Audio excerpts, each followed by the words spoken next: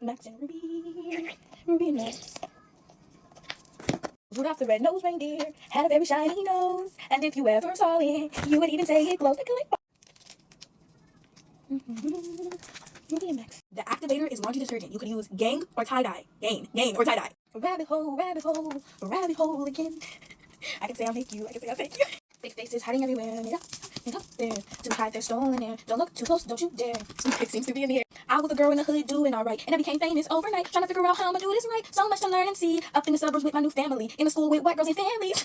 Nighttime is the right time to fight crime. I can't think of a rhyme. PJ Masks, PJ Masks, PJ Masks, PJ Masks. This is too much for us. I would rather be blind, boy. Successful slime, another successful slime. Welcome to the land of famous X, and I got a fan. For the first time, looks alright, and I feel Hollywood side. This is all so crazy. Everybody seems so famous. I'm so sick of this fake love, fake love, fake love. I'm so sorry, but it's fake love. Bye, bye, bye. Scary story time while I make slime, the mimic. Get your money's worth and let it drain. You already know. My first time ever hearing about a mimic was from the Roblox game. I'm also going to cut this open to put in my slime because I want to see how it's going to turn out. So it first started about like a year ago. My auntie, she would always be like, oh, did someone call me? Did someone call me? And no one would call her name, out here at least. Then it migrated to my grandma. And she would be like, oh, did you call me? And I'd be like, no, like I never called you. She'd be like, oh, I could have sworn I just seen you walk past. Who did you see? Because it wasn't me. Then it started to happen to me, y'all. I started to hear my auntie and my grandma like call my name and then like walk past, but it wouldn't be them.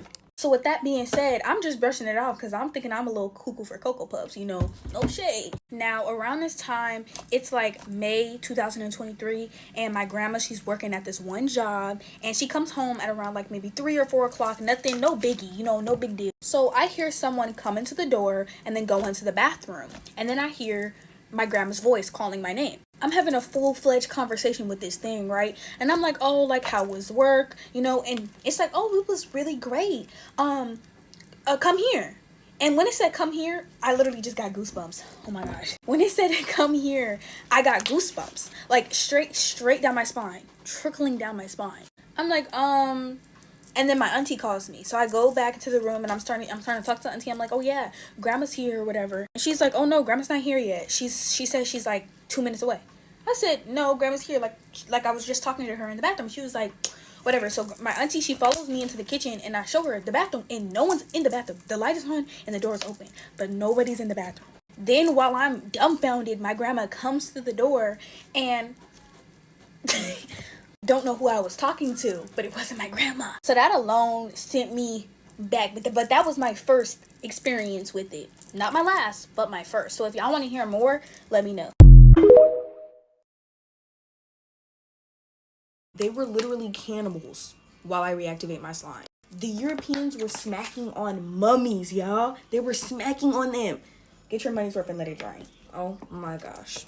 Between the 16th century and 17th century, the Europeans believed in something called medical cannibalism. They believed eating the unalive could help them with a series of health issues, okay? So how did the Europeans get their hands on Egyptian mummies? Well, grave diggers, okay? Grave diggers would so proudly dig a grave and then sell the parts. They would literally ground up Egyptian mummies and use them for paint. Yeah, I said it, paint. I think the paint color was called brown mummy. You can search it up right now. They believed if they ate the undead, it would help them avoid a series of illnesses. So if you thought it just stopped at Egyptian mummies, no.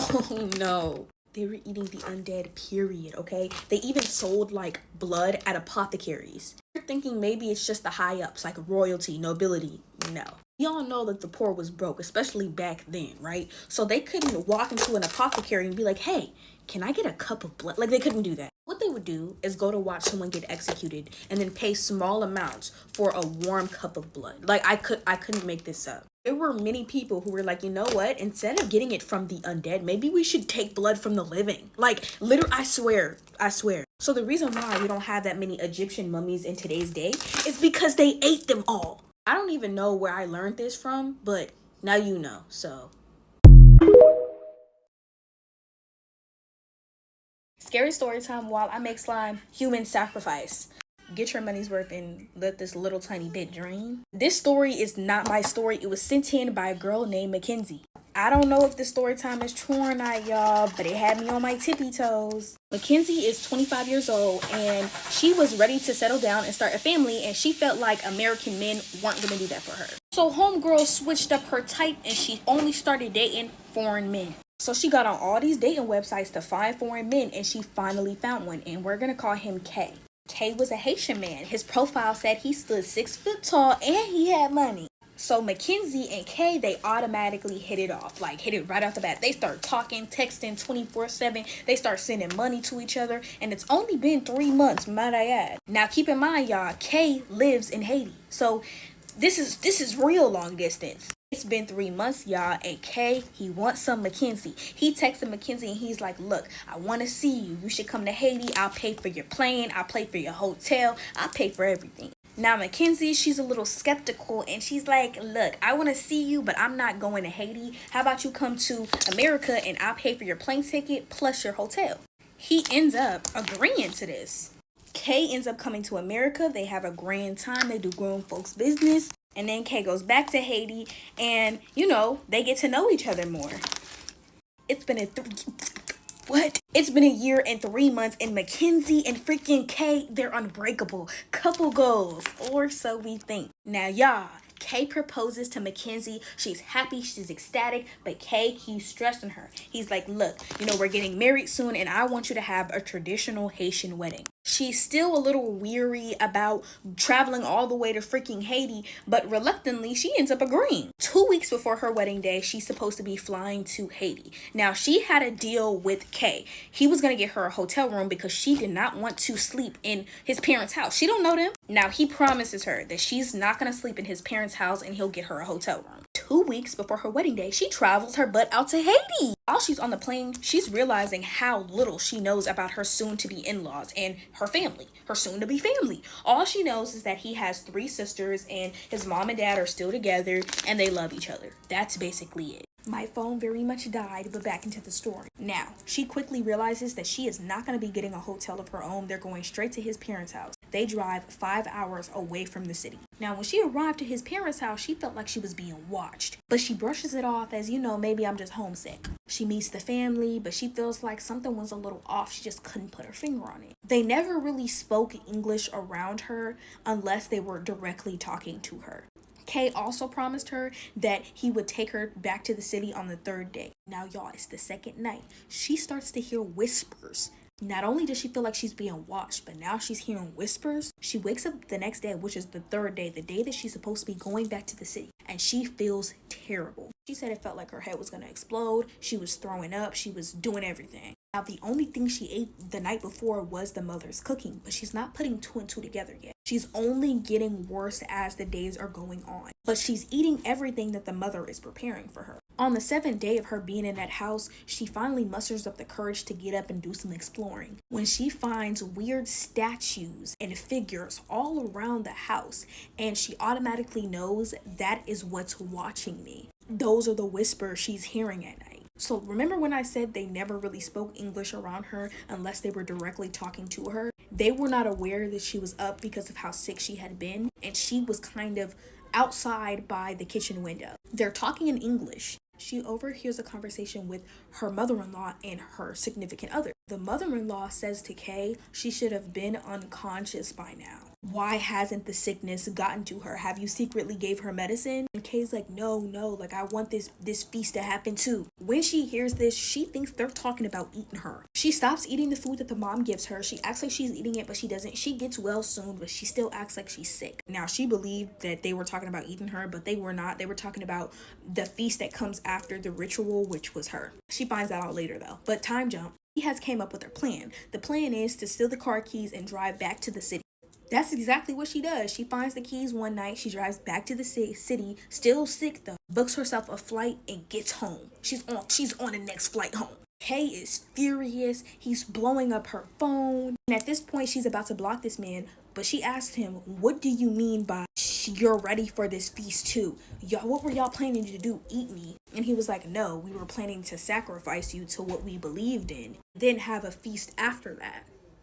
After hearing this, she hangs up on him, blocks him on everything, moved, and safe to say she's not going back to Haiti for a long time.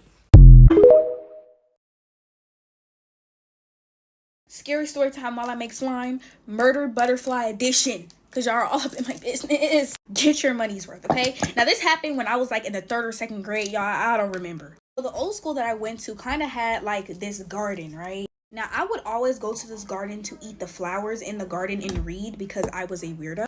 And it backfired.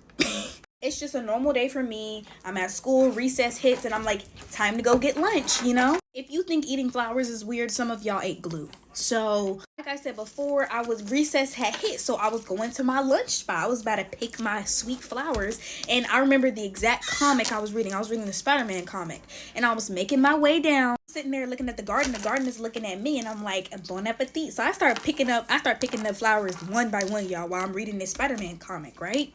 Next thing you know, I pick up this purple flower, right? And as I'm putting it to my mouth, this white butterfly comes out, and it's like, I'm like, obviously I freak out. So like, I kind of like throw, I threw the flower because I don't play like that. So I'm like, you know what, next flower. So as I'm going for the next flower, all I see is a white butterfly coming straight from my face. It slaps me in my face. Could not make this up. I'm like, okay, so obviously, I'm swatting my face. I start running up this little hill that we kind of had. And this butterfly is chasing me. And this is how my fear of butterflies started, okay? This butterfly is chasing me, y'all. Like, it's going up, coming down, going up, coming down. Just slapping me backwards and forth, slapping me backwards and forth. Just eating me up, for real. I'm running up the hill trying to get people attention. And all I see is people doing this. Like, y'all not gonna help a little girl out. It was really traumatic for my 3rd grade self. Like, a bug was literally slapping me, punking me. I was getting bullied by a butterfly. Fun fact about Spider-Man, technically his colors were never red and blue. They were actually red and black. But back in the olden days, they used to highlight colors with the color blue. So people thought that his colors were red, black, and blue. But in reality, it was just red and blue. See this in a lot of old comics. Like, they highlight with the color blue. Yeah.